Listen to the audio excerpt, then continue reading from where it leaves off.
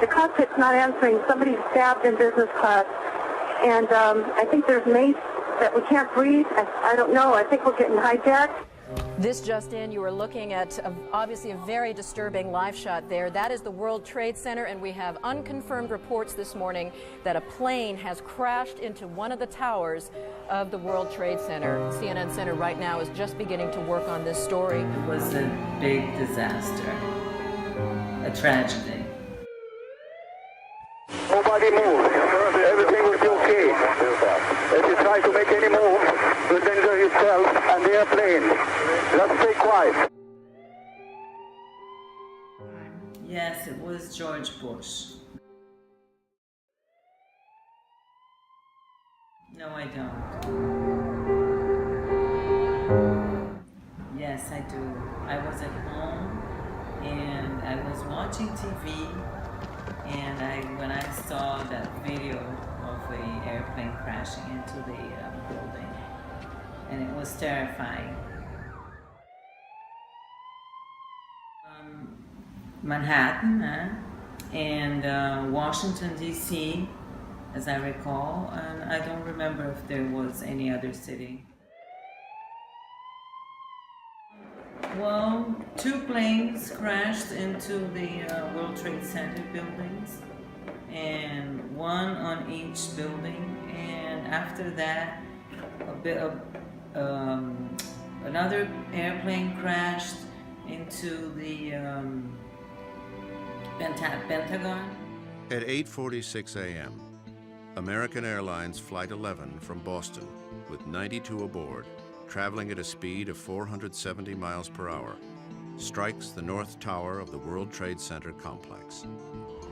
It is 9:03 when United Airlines Flight 175, with 65 aboard, traveling at the speed of 590 miles per hour, smashes into the South Tower of the World Trade Center. The South Tower lasts only 56 minutes before it succumbs at 9:59 a.m.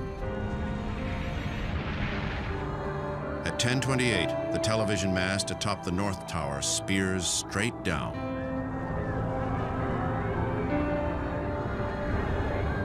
Once the collapse started, there really wasn't any way to stop. World Trade 7, the building housing the city's command center, burns unchecked for 7 hours. At 5:20, it collapses.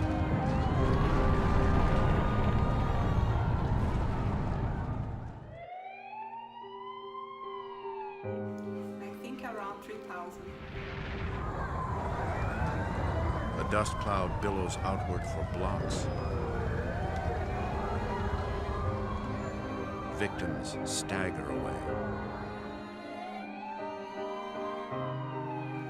They were from the Taliban, and people say it was Osama bin Laden.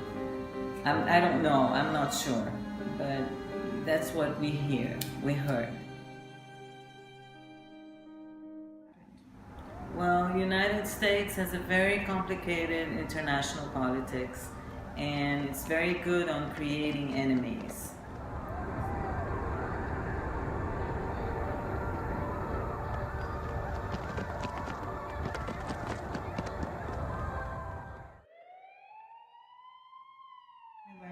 They were after Osama bin Laden right away. America.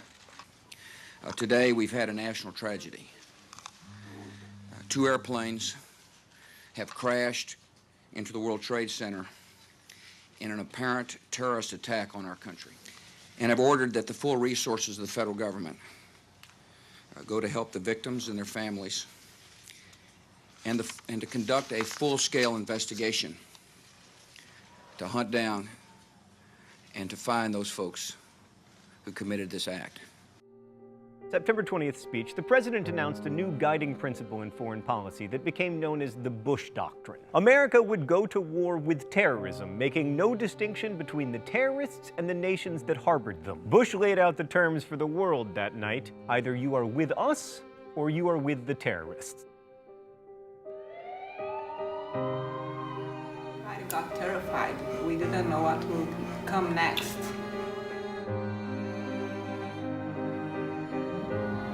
Afghanistan, for sure, and Iraq. I remember the Taliban. That's all I remember. To set up an example that this cannot happen. So on October 7th, the United States launched its first airstrikes on Afghanistan, which at the time was ruled by a group of Islamic fundamentalists called the Taliban, who were protecting Osama bin Laden, al-Qaeda's leader. This was the 2003 invasion of Iraq by the United States was predicated on two ideas. First, that Iraq had weapons of mass destruction, chemical and biological weapons that they were refusing to give up, and second, that there was, or at least may have been, a link between Saddam Hussein's Iraq and the al-Qaeda attacks of 9/11. So in March 2003, the United States, Britain, and a coalition of other countries invaded Iraq.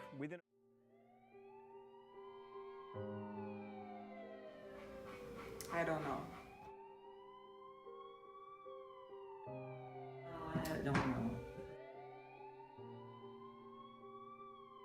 Billions and billions of dollars.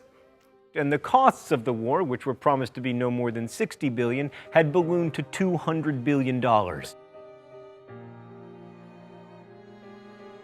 Yes. First, there were lots of torturing and abuse of the civilians and the prisoners, and many other things.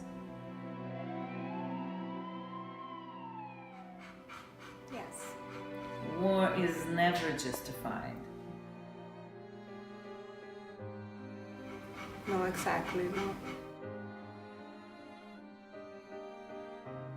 As I said before, it set up an example. This cannot happen, so something had to be done.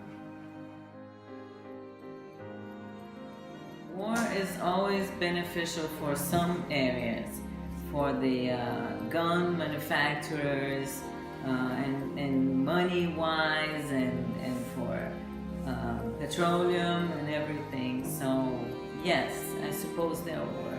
It's the only justification of war. For sure, forever. Always remember that. It's a mark, bad mark. Yes, I think that after that, Americans became more afraid and became scared of showing the American passport, and Americans rushed to help in the search for survivors and to rebuild a devastated city. A shared sense of trauma and a desire to show resolve really did bring the country together. Yeah, I think so. So many people died, and it's so, like, what a crazy world we live. Peace is the best way to go. That day? no.